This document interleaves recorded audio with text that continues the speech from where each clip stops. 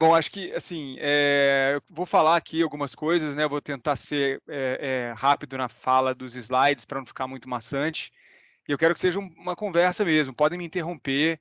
Isa, poxa, a gente, né, trabalhou tanto tempo junto, vamos trocar aqui também, né, acho que o mais importante aqui, mais do que o conteúdo em si, é vocês se conectarem com esse assunto e isso fazer sentido para vocês, né, isso ser algo que vai de alguma maneira ajudá-los a seguir aí um caminho próspero, um caminho de, né, saúde financeira daqui para frente. Vocês são jovens, estão começando agora, então esse é o melhor momento para aprender.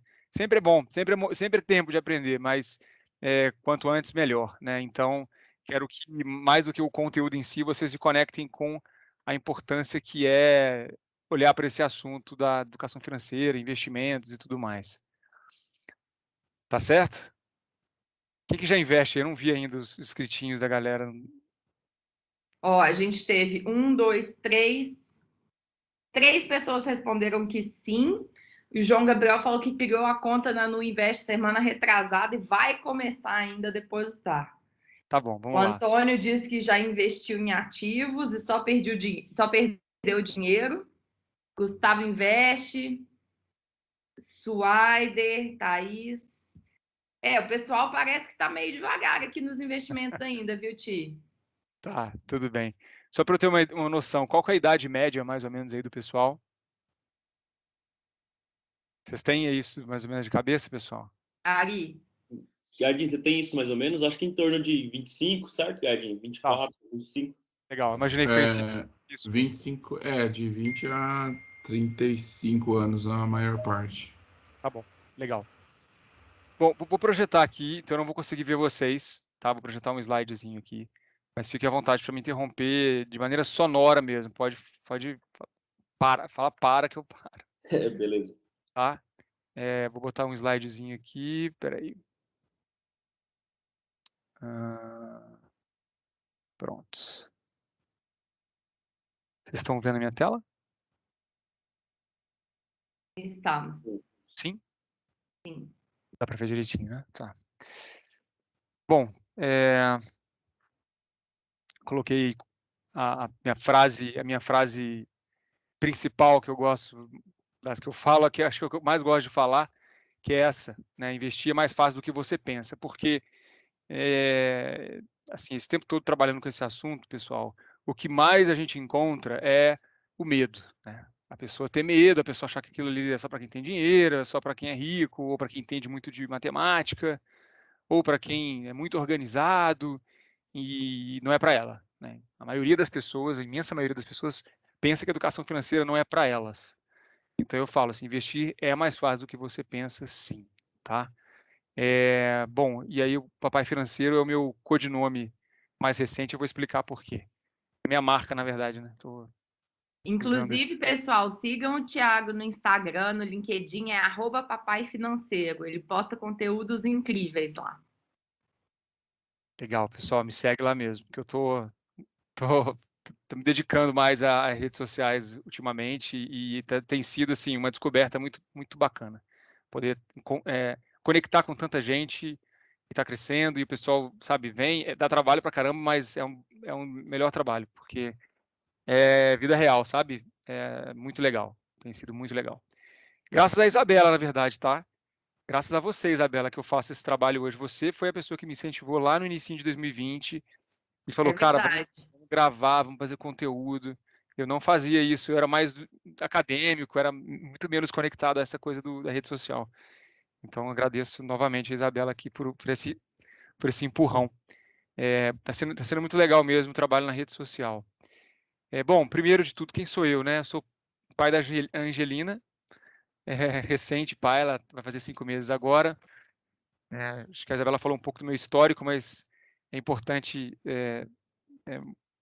dizer para vocês que eu sou pai recente e isso mudou minha vida. Eu não durmo mais, né? Sou um ser humano que não dorme e isso Literalmente, né? literalmente, brincadeira, mas essa é minha filhinha aqui. Aí ela falou um pouco já do meu histórico, mas rapidamente para vocês terem uma visão, tá?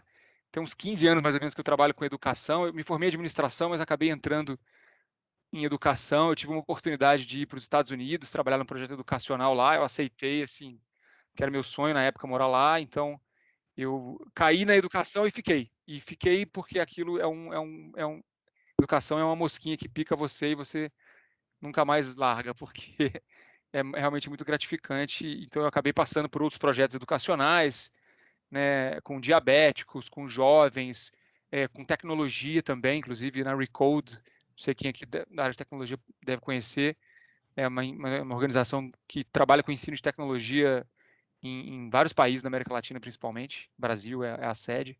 Então eu rodei um pouco com projetos educacionais, e aí caí na educação financeira em 2014, aí fiquei uns 6 anos nessa Associação de Educação Financeira do Brasil, passei por projetos bem diferentes e amplos, né, com populações de baixa renda, com mulheres do Bolsa Família, aposentados, escolas públicas, jovens de todas as idades. Então, acabei tendo a oportunidade aí, né, uma grande oportunidade de mergulhar nesse assunto, entender um pouco de como as pessoas se comportam com o dinheiro. E aí eu fui me interessando cada vez mais em relação a isso e resolvi fazer um mestrado e pesquisei pessoas endividadas, olhei para endividamento, por que as pessoas se endividam, o que acontece mesmo para que as pessoas tenham um desequilíbrio em relação ao dinheiro, né? E aí eu entrei na economia comportamental, na psicologia do dinheiro, que é um assunto que eu estudo até hoje, que eu gosto muito. E desde o início de 2020 eu vim para XP e Exped, né? Como professor também. Então a gente produz bastante conteúdo de educação financeira por meio de uma plataforma digital, né, que é o trabalho da Exped School, tá? Rapidamente aqui um pouco para vocês entenderem por que eu estou aqui, né? Por que eu falo o que eu falo. Recentemente eu gravei também um TEDx, fala sobre ansiedade financeira. É um tema que ainda é muito pouco falado, mas que é muito sofrido, né? Muita gente no Brasil sofre com esse assunto, a gente não fala sobre dinheiro, e eu me dedico a falar mais desse tema, porque eu sei o quanto que essa é a base mesmo, que é o que mais afeta as pessoas de forma profunda, tá? Bom, alguns dados importantes aqui para a gente começar, tá? Eu vou falar sobre investimento, eu vou falar da parte mais técnica, mas eu vou trazer primeiro um panorama um pouco mais profundo, que é o que, de fato, impede as pessoas de buscarem esse caminho, né? Por que aqui a gente tem, não sei, 150, 200 pessoas e aí só 5 pessoas afirmaram que já tentaram investir, né? Por que isso existe? Por que a gente tem dificuldade de lidar com esse assunto? Por que isso não é tão natural para nós, né? Vamos lá. Tudo bem até aqui, pessoal? Sim. Beleza, né? Tudo bem. Eu falei de mim também até agora. Vamos lá. Bom, a gente faz, pessoal, entre 6 e 10 decisões financeiras todos os dias, tá? O dinheiro é, sim, a maior causa de preocupação no mundo. Isso não é novidade para ninguém, mas eu queria que você soubesse do dado científico. É a maior causa de estresse, é a maior causa de complicações de saúde mental. Tem uma série de questões que ele vai impactar. Olha só esse dado aqui da direita no alto. 76% das pessoas se sentem descontroladas em relação ao dinheiro. Olha, a palavra principal aqui é o controle, né? Descontrolados. A gente vê pessoas de todas as faixas de renda, de todas as classes socioeconômicas, de todo histórico educacional. Não importa se a pessoa tem graduação em engenharia, se ela tem um salário super alto, se ela sabe lidar com números. O ponto aqui não é técnico. Ela é realmente de autocontrole e de gestão pessoal sobre o seu dinheiro, né? E aí são muitas consequências, né? O dinheiro é a maior causa de divórcio no mundo. 77% das pessoas possuem algum sintoma de ansiedade financeira. A gente fez uma pesquisa no passado na Exped, identificou isso, né? É muita gente, são quase 8 em cada 10 pessoas. Se não é você, é alguém que está do seu lado, que mora com você, alguém da sua família, né? E olha só que interessante esse último dado aqui. Apenas 21% das pessoas se prepara para a aposentadoria. É muito pouco, né? Contando que a gente vai viver cada vez mais e vai precisar, quer dizer, vai conseguir depender cada vez menos do sistema público, porque ele vai se tornar cada vez mais sucateado e mais fraco. Ou seja, as pessoas vão precisar se preparar para a aposentadoria. Ah, Thiago, mas eu só tenho 25 anos. Vou me aposentar daqui a 40 anos, eu já vou ser um multimilionário, não vou precisar nem me preocupar com a aposentadoria. É o que todo mundo que tem 25 anos pensa, ou a maioria das pessoas pensam, né? Que a aposentadoria é muito longe, que isso nunca vai chegar. E aí, assim, boto essa palavra aposentadoria para vocês aqui, mas nem é a palavra que eu gosto, tá? A palavra verdadeira, a palavra real é independência financeira. Porque se você tem 20 e poucos anos e você começa a se preparar para isso, né, você realmente pode chegar aos 40, aos 45 ou até antes, com uma liberdade financeira que te permita não ser mais empregado ou montar o seu negócio e ter uma folga financeira para sofrer as quedas que esse negócio pode ter, ou simplesmente parar de trabalhar e viver de renda, com a sua renda passiva. Essa é a palavra, tá? Liberdade financeira, independência financeira. E, infelizmente, a gente ainda tem poucas, né, o contingente de pessoas que se prepara de fato está até menor do que esse 21%, tá? Aqui você pega uma pessoa que tem uma previdência privada, ela entra nesses 21% aqui. Mas a previdência é um produto financeiro que você pode optar, né, para poder começar um plano de independência financeira. Existem tantos outros que eu vou falar aqui para vocês, tá? Bom, vamos lá. Aqui rapidamente, um mapa só mostrando aí o tamanho do buraco, o tamanho do problema. Isso aqui é o letramento financeiro da população mundial. Apenas aqui os países em azul que têm alguma qualidade, né? Estados Unidos, Canadá, norte da Europa, Austrália, que tem acima de 50% da população, que sabe o mínimo, tá, pessoal? O mínimo, assim, por exemplo, o conceito de que a inflação corrói o seu dinheiro, que a inflação vai ser determinante para o seu poder de compra, que se você investe o seu dinheiro, você recebe juros e juros compostos com esse investimento. Do outro lado, se você pega um empréstimo, você paga juros compostos. E no Brasil nós temos os maiores spreads bancários do planeta. Só Madagascar, que é essa ilhazinha aqui, ó, na África, que tem um spread bancário maior do que o do Brasil. Spread bancário... É spread bancário, Ti? Sim, de forma bem simples, tá? É o custo do dinheiro, é quanto que o banco vai cobrar para fazer o manejo do seu dinheiro, tá? De forma bem simplificada. Então, é por isso que o spread bancário ele vai determinar o custo do crédito, por exemplo. E aí, é claro, né, assim, né, um economista vai levantar todos os dados importantes, macroeconômicos e de histórico, para poder justificar o spread ser alto, como, por exemplo, a inadimplência. Um país que tem muita inadimplência, as pessoas, né, são inadimplentes, isso aumenta o custo do crédito, porque a taxa de risco, né, o risco para você pegar o dinheiro emprestado, o risco para você emprestar o dinheiro é muito maior, porque a taxa de inadimplência é maior. Então, você vai justificar que as taxas sejam altas para que isso aconteça. Independentemente da justificativa, pessoal. O Brasil, na prática, para o que importa, que são vocês, que são pessoas físicas que vão investir, o custo do crédito aqui é muito alto. O custo do cheque especial, por exemplo, no Brasil, é um absurdo. Cheque especial rotativo do cartão de crédito. Se você pegar um país europeu, Portugal, por exemplo, que é o nosso irmão lá de cima, eles têm um cheque especial ali que vai rodar, um rotativo do cartão que vai rodar entre 8% a 10%, 12% ao ano. Aqui no Brasil é isso aí ou mais ao mês, é 13% ao mês. Então é um absurdo. Se você fica devendo R$1.000 no cheque especial, fica devendo a dívida aqui é mais cara, em outras palavras, tá? Então aqui no Brasil a necessidade de entender sobre finanças pessoais é ainda maior do que em qualquer outro lugar, porque a gente tem realmente aqui um ambiente institucional mais desfavorável, tá? Então aqui um mapa para vocês entenderem que o mundo inteiro ele vai estar sofrendo com isso. É claro que os países mais desenvolvidos têm uma educação média geral muito mais alta. Óbvio, o IDH é maior, a educação é mais... A Escandinávia, ali onde está azulzinho escuro, que tem o maior índice do mundo, todos os indicadores da Escandinávia são melhores do que o resto do país. Tudo bem. Mas, na prática, a gente sofre muito porque a falta de educação financeira nos leva às consequências que eu falei ali atrás, né? E, claro, a consequências que são muito mais tangíveis aqui. O endividamento, né? O endividamento só quebra recorde atrás de recorde. É claro que é óbvio que a questão da renda determina a taxa de endividamento de um país.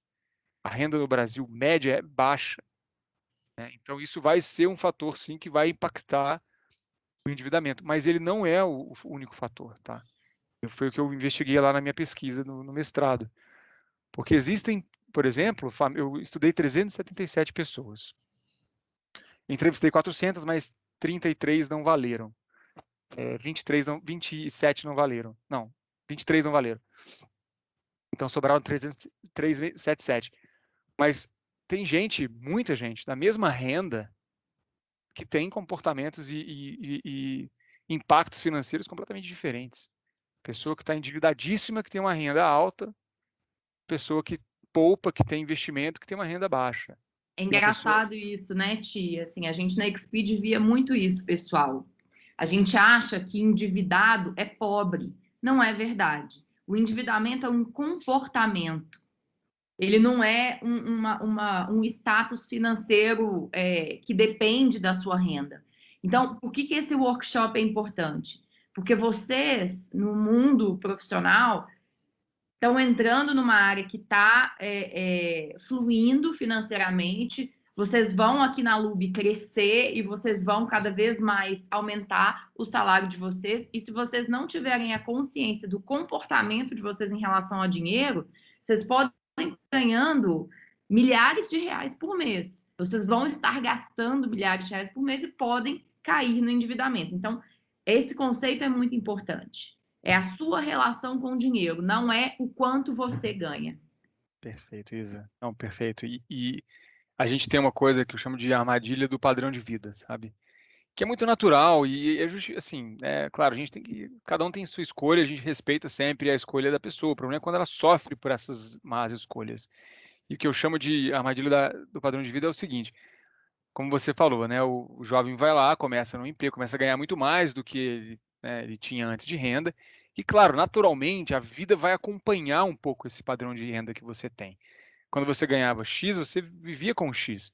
Você começa a ganhar 5X, você vai querer coisas que 5X pode comprar.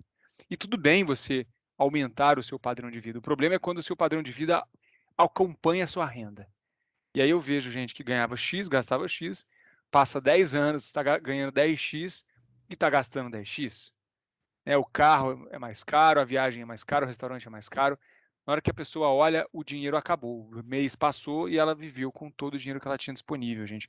Esse é o maior erro que vocês podem cometer na vida de vocês, financeiramente falando. Que é não se preparar minimamente, poupar uma parte constante. Não é para poupar aqui quando sobra, não. A gente vai falar mais disso depois. Mas eu vou dar uma acelerada, senão vai faltar muito slide.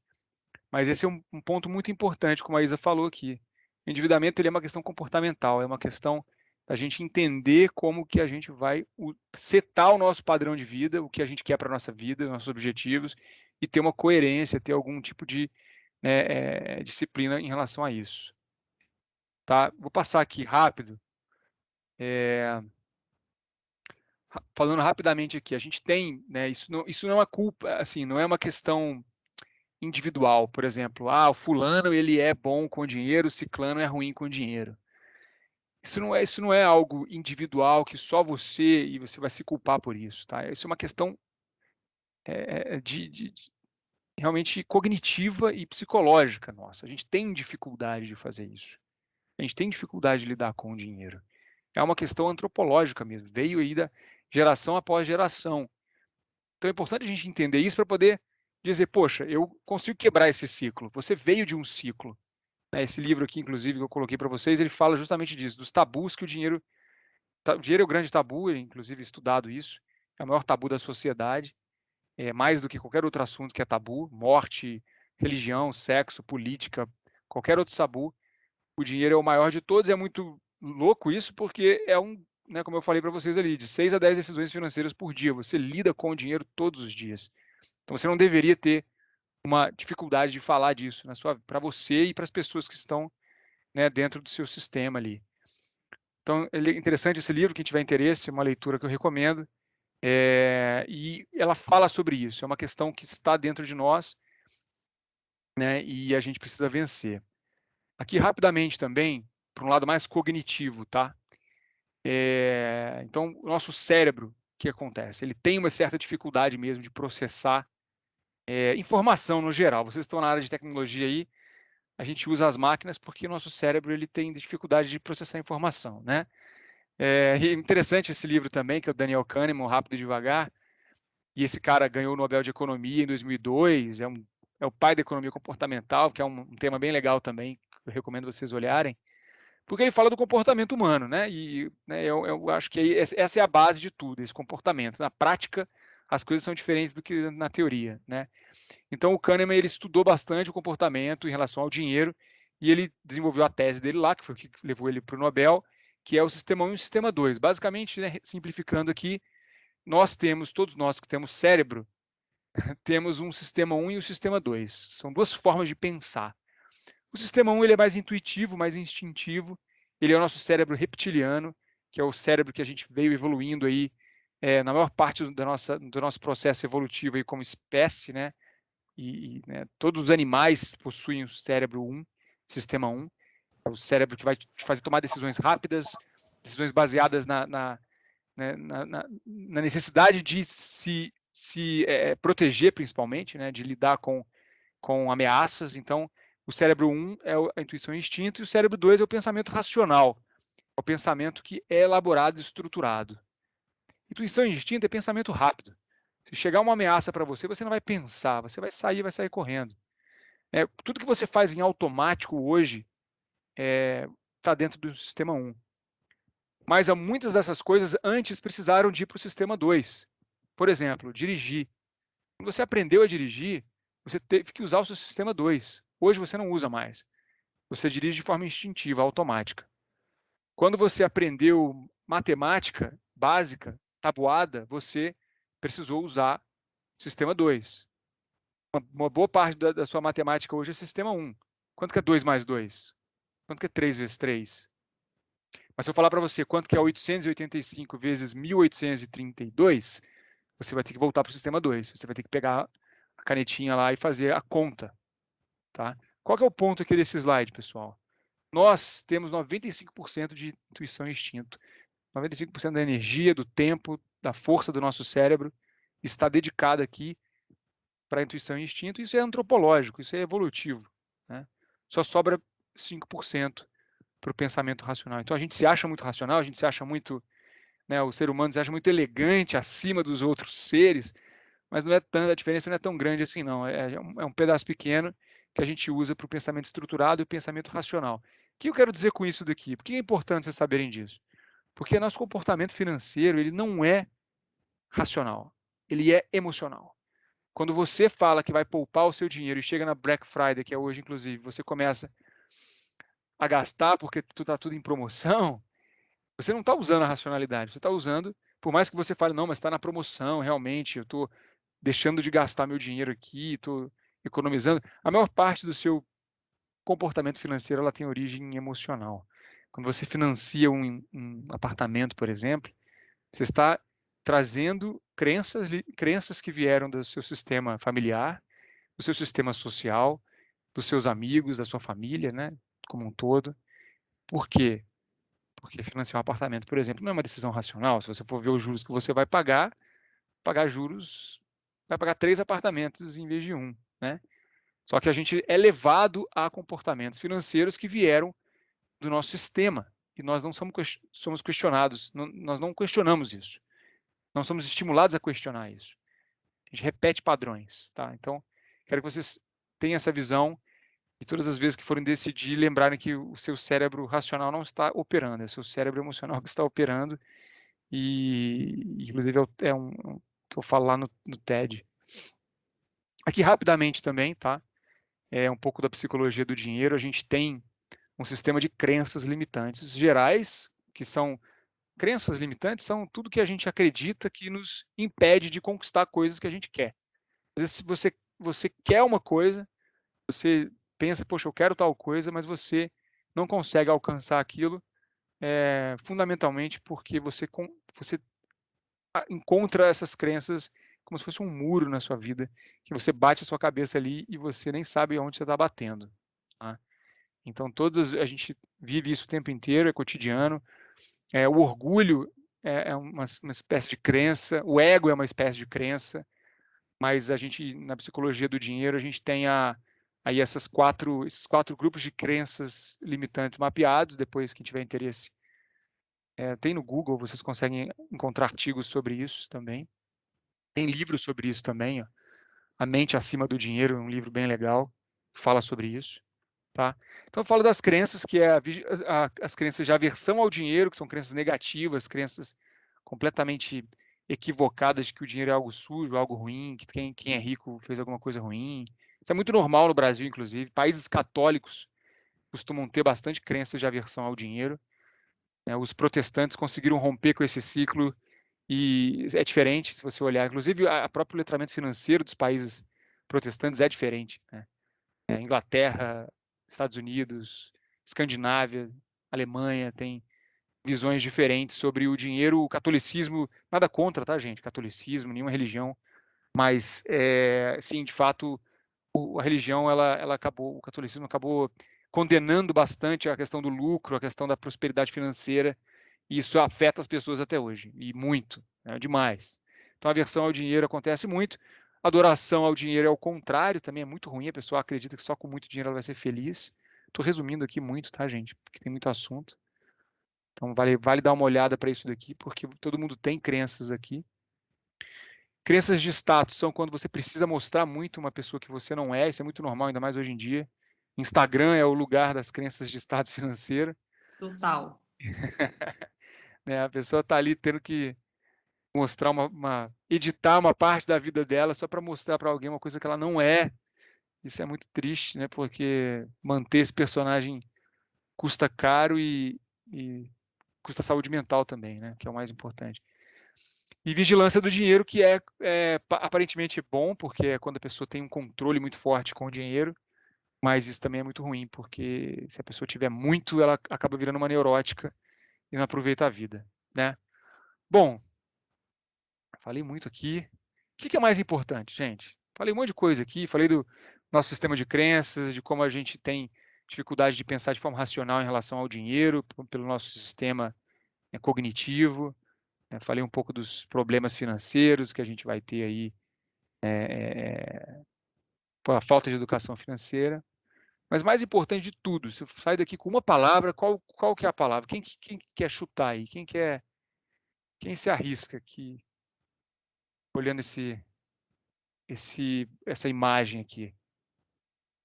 Vou botar outra imagem aqui para ajudar. Pronto. O que é o mais importante?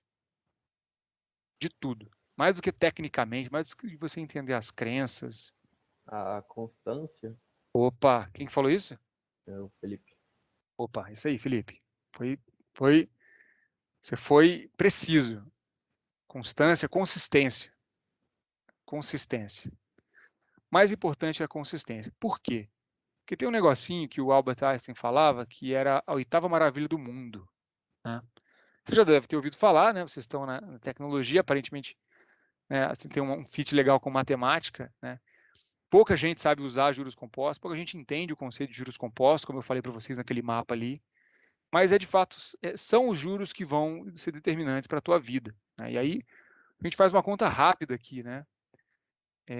Se você poupar R$10 por dia, que é o quê? R$10 por dia? Um café, um café com... Nem isso, né? Hoje em dia, um café é R$10 aqui em São Paulo. Tem essa história, né, de você não precisar poupar o cafezinho. Bom, a questão aqui é a seguinte, a visão de que um pouco, durante muito tempo, resolve a tua vida. Porque o que acontece, isso parece meio óbvio, né, meio simples, e que todo mundo consegue fazer, mas não é o que as pessoas conseguem fazer. Elas vão lá e poupam, eu vejo isso há tanto tempo trabalhando com educação financeira, a pessoa poupa R$1.000 um mês, deixa lá, no segundo ela não poupa, no terceiro ela não poupa, no quarto ela não poupa, no quinto ela poupa mais uns R$500, chega no fim do ano, ela tem R$1.500, ela, nossa, poupei R$1.500. Aí ela vai lá, gasta no Natal, gasta nas férias. É o que acontece com uma imensa maioria das pessoas que tenta poupar. Quem nunca? Quem nunca? Eu também. Inclusive, eu contei essa história minha que eu me endividei com 26 anos. Depois eu conto para vocês. Mas assim, isso é normal, pô. A gente faz isso o tempo inteiro. Só que vamos lá. Se você poupar R$10 por dia, se você aplicar em 10% ao ano, que hoje está super tranquilo para você fazer isso, pela Selic, mas você consegue até mais, né? Durante 50 anos, quantos vocês acham que vocês vão ter de dinheiro? Poupar R$10 por dia a 10% ao ano por 50 anos. Vou fazer a conta aqui do que vai sair do seu bolso para te ajudar, tá? R$10 por dia por 50 anos, do seu bolso vão sair R$180 mil mais ou menos, tá? R$180 mil. Quem quer chutar quanto que vai dar isso daí investido? Vale fazer a conta agora não, gente. Tem que chutar na cabeça mesmo. Não? Nossa. Chutou aí ou não? O Felipe falou 300 mil, o Antônio falou 3 milhões, o Dilênio falou 1 milhão, o Thiago Luiz falou 1 milhão e alguma coisa. Tá, beleza, boa. 180 mil do seu bolso, 4.432.000 acumulados. Ou seja, 4.200.000 e tantos mil reais, 250 mil reais só de juros compostos? É isso aí. Tudo bem, galera. 50 anos é muito tempo. Vocês, né, chegar daqui a 50 anos vai estar todo mundo velho pra caramba aqui, eu nem vai estar aqui mais.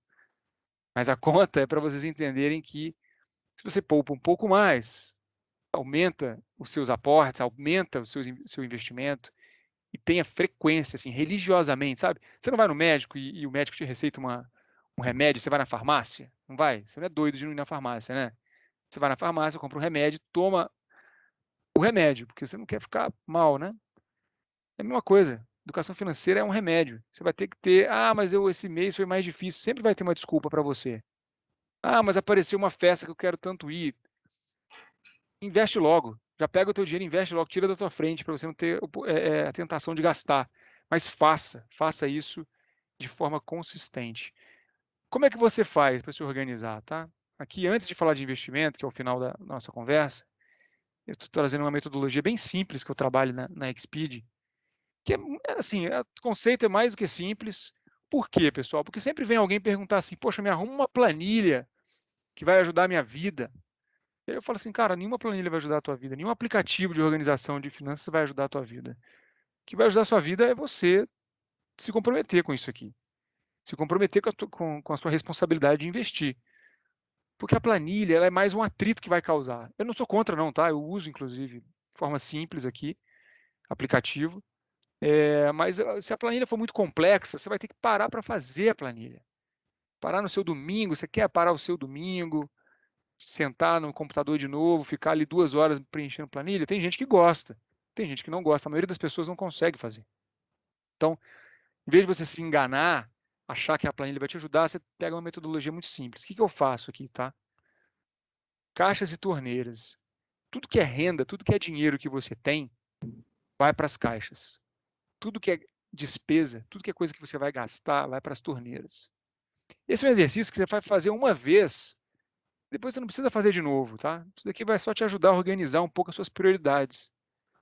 Você pode continuar fazendo e alimentando, e isso, claro, a ideia é que você faça, tá? De forma constante. O que acontece? As caixas é o mais importante, tá? Tem seu trabalho, é uma renda que entra, imagina que entra dinheiro do seu trabalho todo mês, e aí você tem as suas torneiras que gastam o seu dinheiro do trabalho, né? Só que antes de você gastar o seu dinheiro do trabalho, você vai para outras caixas, você cria outras caixinhas na tua vida financeira. Primeiro, uma caixa da emergência, porque você precisa ter uma grana guardada, investida, na verdade, né? Caso você tenha algum imprevisto financeiro. Quanta gente na pandemia aí não sofreu por isso, porque não tinha R$1 guardado, pessoa com uma renda boa, perdeu o emprego, ficou sem dinheiro, teve que desfazer de coisas, teve que morar de favor. Nossa Senhora, vi muita gente, infelizmente, nessa situação. Emergência é o seguinte, perdeu o teu emprego, teve um problema na família, teve que ajudar alguém, problema de saúde que não estava previsto, um gasto, uma reforma na tua casa, sei lá. Você vai ter 6 meses da sua renda guardadinha ali, bonitinha, no investimento que tenha liquidez, que é o que eu vou falar depois para vocês, mas é a facilidade de você sacar esse dinheiro, ele transformar em dinheiro, esse investimento, ele transformar em dinheiro no teu bolso, no outro dia ou no mesmo dia, tá? E investimento de renda fixa, né, que tem ali uma rentabilidade que você conhece, que ela não vai ser volátil, não vai variar. Porque se você emergência, você não sabe quando é que vai acontecer, né? Se acontecer uma emergência num dia tal, tem que ter uma garantia que você vai ter um dinheiro que é 6 meses do seu custo de vida mais básico, que é as torneiras A e B, tá? Depois vocês podem conectar com um curso que fala sobre isso, da Exped, que é gratuito, inclusive. Mas é bem simples, tá? Construiu reserva de emergência, gente, beleza. Já vai 80% de paz na tua vida aumentar, porque você vai ter uma grana, um colchão de segurança, se der algum problema, deu M, você já tem uma caixa de emergência, né? E isso é muito importante, pouca gente faz isso, pouca gente se compromete com isso. Passou a caixa de emergência, caixa dos sonhos, que é o quê? O que você vai fazer daqui a 2 anos? O que você pretende fazer daqui a 2 anos com o seu dinheiro? Você tem um sonho? Quer viajar para fora? Quer, sei lá, comprar alguma coisa que é muito importante para você? É um sonho seu? Tem que saber que é um sonho, você tem que precificar esse sonho. Não é ficar sonhando cada dia uma coisa diferente, não. Pega o seu dinheiro e começa a investir em ativos que são do prazo do seu sonho. A gente vai falar um pouquinho disso aqui ainda. Então, faz a caixa do sonho. Depois é a caixa do futuro. Todo mês você vai colocar, nem que seja R$10 por mês, gente, R$50 por mês. Você vai colocar uma grana num produto de investimento ou em alguns produtos de investimentos que são para o seu futuro. A Previdência é o mais conhecido, né? Um fundo de previdência, por exemplo, ele já tem um sistema, né? É um instrumento financeiro que te ajuda para o longo prazo. Tem outros, tá? Não precisa ser uma Previdência. Tem fundos de investimento, a gente vai falar disso. Mas é para o futuro. Você separou na sua cabeça esse dinheiro, tá?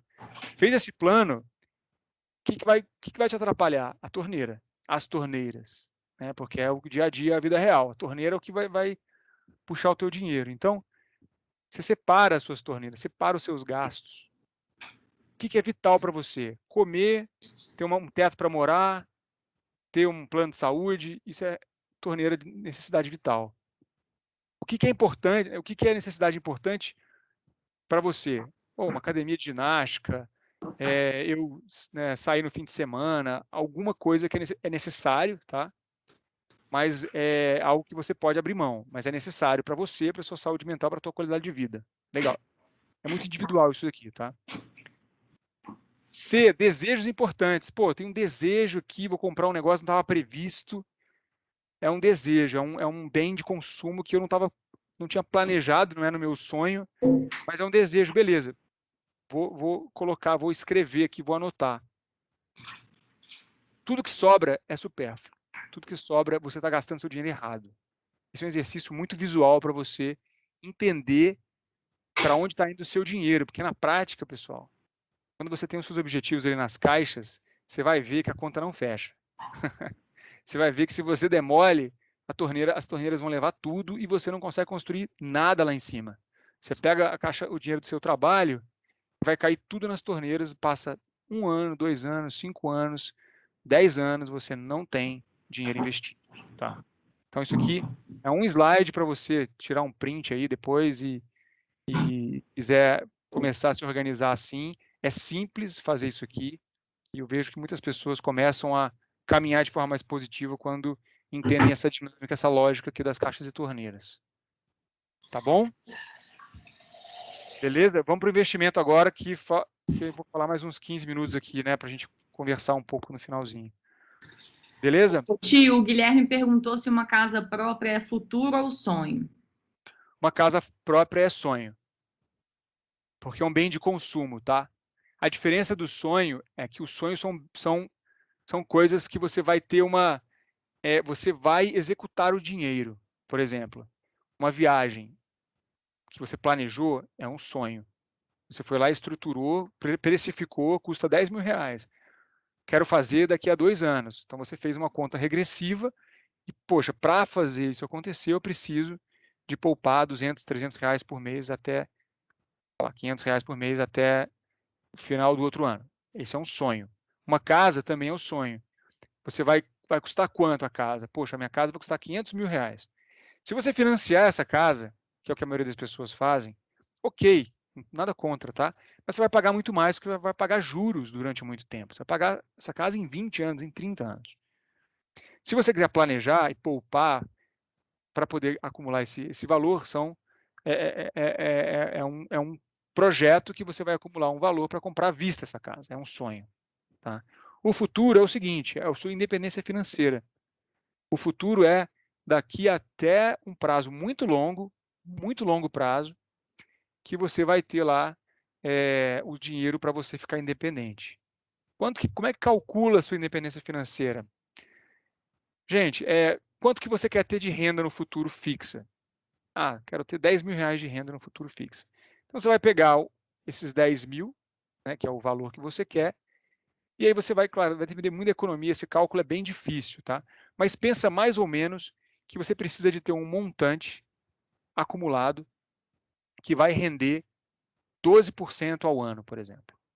Então, por exemplo, R$1 milhão, só para fazer uma conta mais fácil. R$1 milhão rendendo 12% ao ano, ele vai render 120 mil reais por ano, certo? Você vai ter de renda, em cima desses R$1 milhão, você vai ter 120 mil reais por ano, certo? 120 mil reais dividido por 12 são 10 mil reais. Então, 10 mil reais de renda, mais ou menos, né? Eu calcularia de forma mais conservadora, eu colocaria bem menos, na verdade, uns 8%, 7%. Então, você precisa de mais de 1 milhão, precisa de 1,5 milhão para viver de renda. Então, como é que você vai calcular esse dinheiro? Aí, vocês sabem bem matemática, a gente calcula e é mais ou menos isso que funciona, tá? Você vai ter um valor fixo na sua cabeça, que sejam R$300, R$500 por mês, que você vai todo mês colocar para o seu futuro. Sem esquecer de fazer a primeira reserva de emergência e sem esquecer que você vai precisar também poupar uma parte para conquistar os seus sonhos. Qual que é a dinâmica aqui, gente? Não vai ser perfeito, vocês não vão fazer isso de forma perfeita, mas você não pode abrir mão dessas caixas. Em outras palavras, você não pode pegar o seu dinheiro e só comprar as coisas que você deseja sem esquecer que você precisa de ter uma reserva de emergência. E você não pode só ir atrás de conquistar os seus sonhos sem esquecer que você vai chegar num certo momento da sua vida e vai precisar de ter dinheiro para viver. O seu trabalho, você não quer trabalhar até os 80 anos. Ou você até pode trabalhar até os 80 anos, até os 90 anos, até os 100 anos. Mas que isso não seja algo que você dependa para viver, né? Você trabalha de forma adicional para complementar a sua renda se você quiser. Você já garantiu o seu futuro financeiro. Tá bom? Aí, Ti, só para complementar, vou chegar aqui nos comentários. Alguém falou: ah, eu sofro esse problema, eu ganho X a mais, eu gasto esse X a mais. O ideal, pessoal, seria que você conseguisse primeiro alimentar as caixas e depois alimentar as torneiras, né? Então, por isso que o Thiago falou, pô, padrão de vida é uma armadilha, porque a gente sobe o nosso padrão de vida e a gente fica gastando o que a gente está ganhando. A gente deveria sempre viver um padrão de vida abaixo do que a gente ganha. Porque assim você consegue alimentar as suas caixas e depois alimentar as torneiras, né? Então, as torneiras, elas ficam com menos do que o que você realmente ganha, porque você está poupando e você está investindo no seu futuro. Perfeito, Isa. Exato. Assim, é claro que quando você começa na vida profissional, você começa a ganhar dinheiro e você não ganhava antes, você vai querer ter as coisas que você não tinha, que você passou privação. E é perfeitamente normal isso. Você pode viver um momento onde você, né, foi o quem nunca que a Isa falou, né? Você pode viver um momento que você vai estar um pouco mais desorganizado com isso. Mas em algum momento você vai sentir falta de fazer isso acontecer na tua vida. Então, aproveite essa oportunidade e comece hoje. Mesmo que seja 10% da sua renda. Mesmo que você comece colocando R$50 na caixa de emergência, R$100 na caixa dos sonhos e R$20 na caixa do futuro. Mesmo que isso não esteja equilibrado ainda, comece. Não espere ter dinheiro para começar, tá? Porque a gente nunca vai achar que tem dinheiro. A gente sempre vai achar que falta, que precisa de mais, tá? Isso daí é clássico, pessoal. Tá bom? Isso aqui é muito importante porque é a base. Fazendo isso daqui, entendendo que a consistência, mais do que a quantidade, a qualidade e a frequência é o que vai fazer a sua vida financeira ficar melhor, sabendo disso, o resto que vem agora é basicamente um cardápio do que existe disponível no mercado financeiro hoje, uma boa parte do que existe disponível no mercado financeiro hoje, para você entender basicamente do que a gente está falando aqui, tá? Mas, de novo, a parte técnica, ela é legal, ela é importante, na verdade, ela é, né, claro, algo que vai ser muito importante para a sua construção como investidor, mas ela não é o que vai determinar a tua vida financeira. Não adianta nada você saber tudo de investimento e não fazer os seus investimentos e não ter a sua disciplina para conseguir fazer isso acontecer. Tá bom, gente? Lembra, juros compostos. Ó, rapidamente aqui, tá? Vou passar um panorama bem rápido. A gente pode depois, no final, falar um pouco. Mas é bem simples, na verdade, tá, gente? Não tem muito segredo. É claro que tem muito de sigla, um monte de detalhes. Você vai estudar cada produto de investimento, você vai ver que tem muitos detalhes. Mas no conceito, na base, não tem muito segredo, tá? Basicamente, são dois mundos aí dos investimentos. O mundo da renda fixa, que é mais ou menos ali uma classe, né? um universo de produtos financeiros, de investimentos, que você sabe a remuneração, que você consegue entender qual vai ser a rentabilidade daquela aplicação, né? Você tem a renda fixa pré-fixada, né, que você vai saber a taxa no momento que você compra. Você tem a renda fixa pós-fixada, que é quando você, né, está atrelada a um indicador. Você tem uma renda fixa, por exemplo, que está atrelada à Selic. Então, se a Selic subir, que é a taxa básica de juros da economia, se a Selic subir, você vai ter esse investimento subindo. Se ela descer, ela vai também descer. Só que a variabilidade é muito pequena comparado à renda variável, tá? Ela é um fluxo muito mais dinâmico, é muito mais suave, tá? E tem também na renda fixa investimentos híbridos, que tem uma rentabilidade que você já sabe com um indicador também. Por exemplo, eu vou falar isso também, eu vou falar mais desses investimentos, tá? Por exemplo, o Tesouro IPCA, que é um título muito conhecido. É um título público, você compra um investimento, você está emprestando dinheiro para o governo, na prática, e você tem a remuneração do Tesouro IPCA, como é que ela funciona?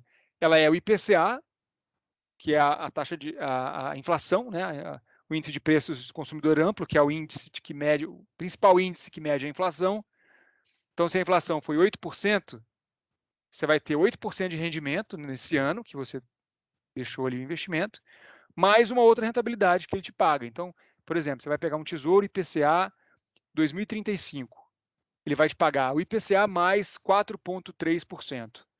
Ou seja, cada ano que ele ficou até ali, até 2035, se ficar muito complexo, não tem problema, tá? A gente fala depois. Ele vai te pagar essa rentabilidade até o prazo que você deixar. Então, a renda fixa ela é mais simples e ela é muito mais segura, entre aspas, tá? Porque ela vai ter uma rentabilidade que você vai conhecer ela ou vai ter uma fluidez melhor. A renda variável já é um outro universo, porque você não está emprestando dinheiro para o banco ou para a financeira, para a corretora ou para o governo. A renda variável você se torna cotista ou sócio de negócios, de empresas, né? Então, a renda variável ela vai ter uma rentabilidade que vai ser completamente desconhecida, completamente impossível de ser prevista, né? Quando alguém te fala assim, tal ação vai valorizar, essa pessoa está fazendo um exercício de futurologia, é igual ela falar que vai chover à tarde, entendeu? Ela pode ter até indicadores que vão levar à probabilidade de chuva, como é na meteorologia, mas garantir que vai chover, né, nem o pajé lá da tribo da Amazônia consegue, né? Porque não tem muito jeito. Bom, rapidamente aqui também, para a gente acelerar, para ter tempo da gente conversar, né? Bom, aqui só uma régua para vocês entenderem, tá? O que existe de investimento. Então, renda fixa e renda variável. A gente tem os títulos públicos, que é quando você empresta dinheiro para o governo, tá? Você literalmente pega teu dinheiro, compra um título público, está emprestando dinheiro para o governo financiar atividades, por exemplo, de educação, investimento em infraestrutura. Você está pegando teu dinheiro e está ajudando o governo a usar o dinheiro para o mercado, para o país se desenvolver, de verdade, é isso que acontece, né? Porque você está emprestando seu dinheiro a troco de juros, Tá? Você compra um título público para você financiar atividades do governo. Títulos privados, você vai financiar atividades, né, do setor privado, de bancos, corretoras e tudo mais. Eu vou falar dos produtos em si, mas você está pegando seu dinheiro, emprestando, recebendo. É a mesma lógica, tá? ETF é um índice que replica, né? É um índice que replica fundos de renda fixa lá fora. Então, é um índice também atrelado à renda fixa, está emprestando seu dinheiro também, tá? Mesma lógica. Fundos de investimento, você vê que ele está no meio, né? Porque tem fundos de investimento em renda fixa, tem fundos de investimento em multimercado, que são um pouco de renda fixa, um pouco de renda variável, tem fundos de renda variável, vários fundos, tá? Então ele está nos dois ali, tem dos dois. O ETF de renda variável é a mesma coisa do ETF de renda fixa. Ele é um índice, ele é um fundo que replica índices lá fora, só que na renda variável no caso. Fundo de investimento imobiliário é renda variável, gente. Tá? Pouca gente sabe disso. É um produto muito conhecido hoje. Ele é renda variável, tá? As ações, que é quando você fala em renda variável, a pessoa lembra em ações. As ações são uma parte da renda variável, né? São uma classe, um conjunto aí de investimentos em renda variável. Os BDRs, né? Também, né, é um recibo de depósito. Também vou falar um pouco daqui a pouco. Renda variável também. E os derivativos aí são os mais complexos, né, que são aí uma modalidade bem avançada de negociação de títulos do mercado, tá? Não precisa vocês entenderem tudo aqui, tá? É só um cardápio mesmo. Eu vou falar aqui agora de cada um deles para vocês entenderem um pouco. Mas qual que é o ponto aqui importante, gente? Tá vendo essa seta aqui embaixo? Ó, do menos risco ao mais risco, tá? Nenhum investidor que começa hoje vai chegar e querer aprender derivativo. Não é, porque você não vai aprender, por exemplo, se você trabalha com tecnologia, você não vai aprender a codificar na linguagem mais difícil no primeiro dia. Senão você vai fazer besteira. A chance de você fazer besteira é muito alta. Né? Então aqui esse fluxo tem que ser respeitado. Você tem que entender que você vai começar na renda fixa mesmo, para entender o seu perfil, para entender até a sua forma de ter consistência no investimento. Depois você vai aumentar os seus investimentos ali, os tipos de investimento e eventualmente chegar na renda variável, mas não é necessário, tá? Conheço muita gente que tem muito sucesso na renda fixa, porque vai depender dos objetivos, vai depender do apetite a risco, do perfil dessa pessoa. Então aqui vocês conhecerem o que existe, mas nunca fazer esse caminho aqui, de ir para o mais, mas eu sou jovem, eu sou agressivo, eu vi o guru da internet falando que tem que ser agressivo. Gente, até a segunda página, até você perder o dinheiro, tá? Eu vejo isso todo dia. É muito legal ser agressivão na hora que o mercado está subindo. Na hora que você perde o seu pouco dinheiro, que você começou a poupar, e ele dá uma queda muito forte, todo mundo, aí você fica com medo, você nunca mais investe, porque você acha que isso daqui né, vai achar que é um negócio muito perigoso, e você não faz o caminho correto. Então, para aprender a andar de bicicleta sem rodinha, tem que colocar a rodinha primeiro, gente. Tá bom? Muito importante isso daqui. Bom, então, aqui são os investimentos. Aqui eu estou pegando um material que a gente usa na Xpeed. Tem todas as classes de investimentos aqui, ou a maioria, né, dos mais importantes. Títulos públicos, tá? Começando do mais básico. Tesouro Direto, gente, é muito interessante, que é um programa que tem menos de 20 anos, que dá acesso às pessoas a comprarem títulos públicos. Tá? Então, vou acelerar aqui um pouco, né, porque a gente acho que tem uns minutinhos ainda para falar, mas basicamente você tem títulos que são pré-fixados, com ou sem pagamento de cupom, que é juros semestrais, tá? Não precisa entender disso, mas são títulos que você conhece a rentabilidade, como eu falei. Você tem o título pós-fixado, que é o Tesouro Selic, que você sabe que ele vai acompanhar a taxa Selic, então a Selic subiu, vai subir o pagamento, o Selic desceu, vai descer o pagamento. O Tesouro Selic é muito conhecido, né? Porque ele paga mais que a poupança, e realmente ele paga mais que a poupança, porque a poupança, gente, nem está aqui, vocês viram que eu nem coloquei aqui, né? Por quê? Porque a poupança paga 70% do CDI, da Selic. Então, se a Selic tiver a 10%, só para facilitar o cálculo, no ano, a poupança vai te pagar 7%, enquanto que o Tesouro Selic vai te pagar 10%. Então, se você botou R$100 lá, no final do ano no Tesouro Selic, você vai ter R$110. Se você colocou R$100 na poupança, no final do ano você vai ter R$107. Né? E, poxa, isso daí com mais dinheiro e com mais tempo faz uma grande diferença. Então, o Tesouro Selic, ele é o ideal para reserva de emergência, ele tem liquidez diária, ele vai tão ou mais seguro do que a poupança, porque confia em mim, gente, ninguém, se o Tesouro Nacional, que é quem participa desse programa, quebrar, se o Tesouro Nacional quebrar, que é o caixa forte do governo, todo mundo já quebrou primeiro, entendeu? Todos os bancos, todas as corretoras, então fiquem tranquilos. Não tenham medo de emprestar dinheiro para o governo, porque corrupção, o pessoal fala tudo isso, né? Tudo bem, isso é fora do Tesouro Nacional, tá? Aqui a gente está falando de um sistema financeiro.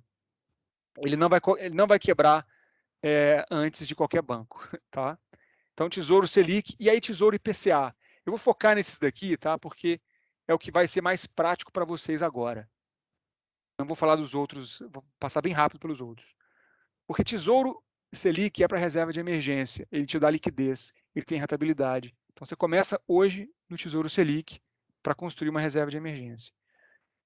Tesouro IPCA, ele vai ter para o longo prazo. Então, você vai colocar, por exemplo, esse investimento aqui para e ele vai ter um prazo, né? Então, você vai olhar lá para você comprar um Tesouro IPCA, você vai ter um Tesouro IPCA 2035. Você vai ver que a rentabilidade dele é muito maior do que o Tesouro Selic. Muito maior. Por quê? Porque ele tem um prazo envolvido. Quanto mais longo for o prazo, mais tempo ele vai ficar rendendo ali. Tá? Tem CDBs também, inclusive tem na XP, CDBs que são títulos públicos, privados. Aqui, ó, que é o primeiro. Tá? Emitidos por bancos ou corretoras. Né? Um CDB, ele é um certificado de depósito bancário. Ele é em outras palavras, ele é um investimento que você empresta o dinheiro para financiar atividades bancárias. Tá? E aí você tem também hoje CDBs de prazo mais longo que pagam até mais que o Tesouro IPCA. Tem CDB que paga 200% da Selic, tem CDB que paga 300% da Selic. Tem que olhar também não só a rentabilidade, mas o risco também, porque mesmo sendo a renda fixa, ele vai ter uma variação. Qual que é o maior risco da renda fixa de longo prazo? Você sacar o dinheiro antes do prazo que você contratou. Porque ele vai render muito? Vai render bem? Vai. Mas vai render bem lá na frente, quando você sacar esse dinheiro. Porque ele está atrelado ao prazo. Muito importante você olhar esses detalhes. Tá?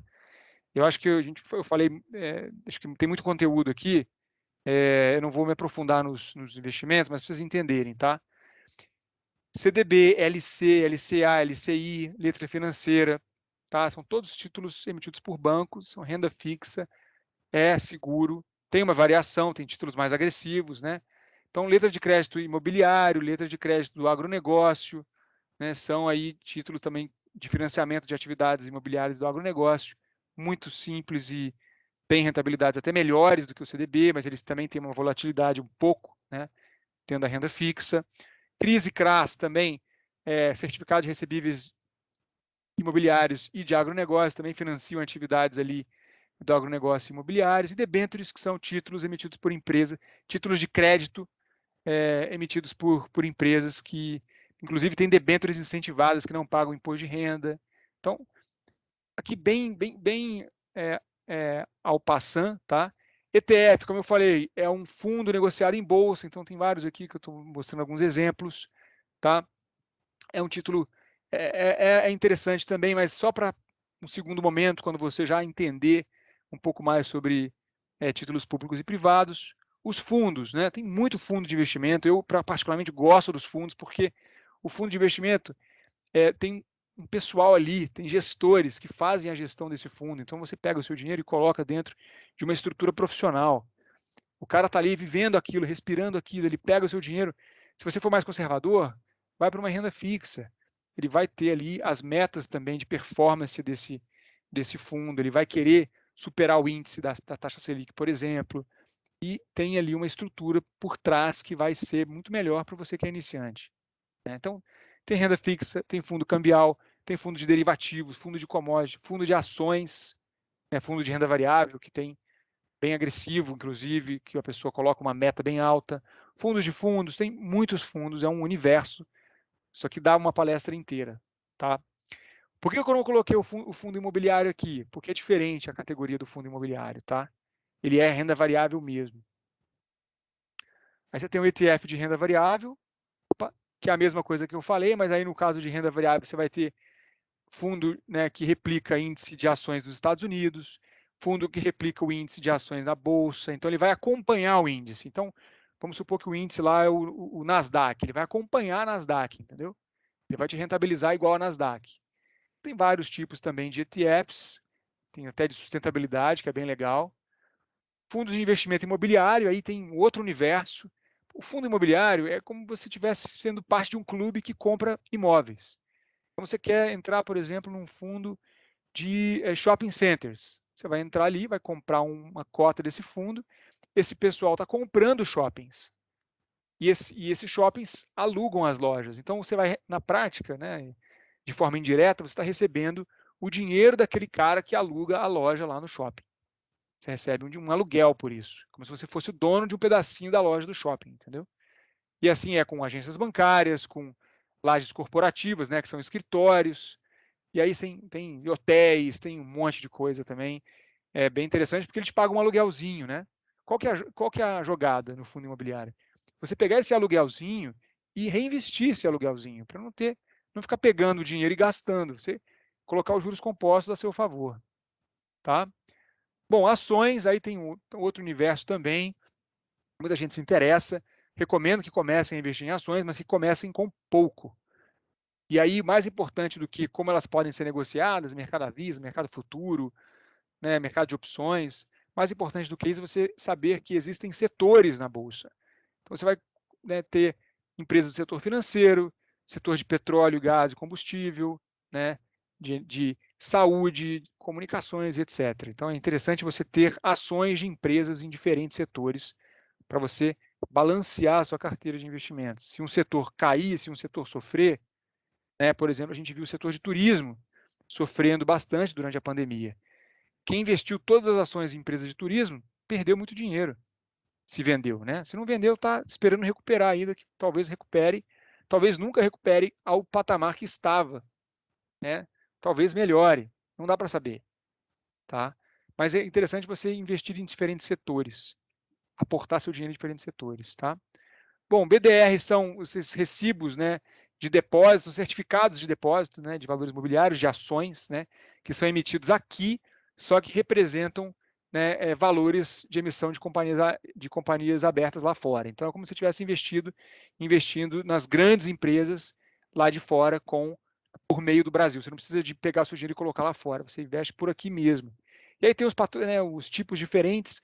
Basicamente, aí o patrocinado nível 1 é o que não tem, a empresa não precisa ser listada na CVM, né, é mais fácil, dá uma velocidade maior. Os de nível 2 e 3, eles precisam ser listados aqui na CVM, tá? E o não patrocinado, ele só tem o nível 1, não é patrocinado, né? Bom, e derivativos aqui para fechar são esses contratos mútuos, né, contratos futuros, né? É um universo novo, é um universo gigante também, é muito avançado, você vai ter muita volatilidade aqui, né? Você está apostando no futuro, está apostando, é como se estivesse comprando a certeza ou a incerteza, né, de valorização e desvalorização de uma moeda, né, de uma commodity, etc. Então é um mercado bem intenso e é interessante também, mas é para um outro nível, tá? Bom, e aí aqui, basicamente, convido vocês a começarem, né? A gente tem uns minutinhos aqui de perguntas, e lembrando que é mais fácil que você pensa. Eu acho que eu falei muita coisa aqui, pode ter assustado para quem nunca viu nada disso, tá? Mas eu realmente passei um cardápio de tudo que tem, ou da maior parte das coisas que tem, para vocês entenderem que é um universo novo, não que é algo difícil, tá? De novo, é bem fácil, só que você só vai saber que é fácil se você começar e ir pouco a pouco. Você não vai aprender tudo em um dia, vai demorar um pouquinho, mas é muito positivo.